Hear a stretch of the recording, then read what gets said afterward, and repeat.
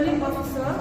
for the Khasi Hills Autonomous Council election constituency number 14 William in the state of Meghalaya, hereby certified that on the 24th day of February 2025, declared Srimati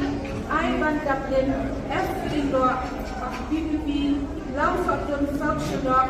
who have been newly elected from the said constituency to be a member of the National Autonomous Council, and that in token thereof I have granted to her this certificate of election.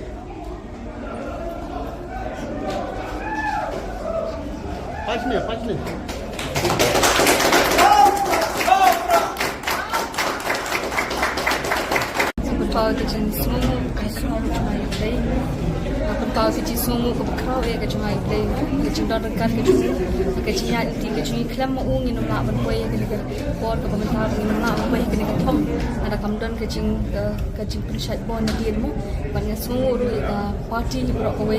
mau ki nong iram juga parti na di presiden berapa beratre ya beratre sistem ada kata mau bahasa method ni pada semua pelat iki paidbah ya jid ya kanong rim kejuni bat scam kejing buat hapeng mau ke pisah ke belah the haki and dengan semua ya paidbah on kublesh bun ko ki paidbah nong cakap melim konspirasi ba jid yang kena kesini pakai jingjob kam te jingjob kejung ha kena jingjob tu pi bat kumba pila jid yang nak melim konspirasi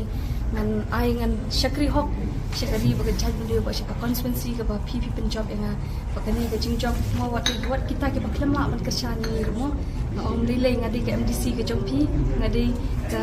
mo ngan syakri lang ni pi ru nuju wa num sngo dia wa num su eng num le siang ni pi ngadi baru pi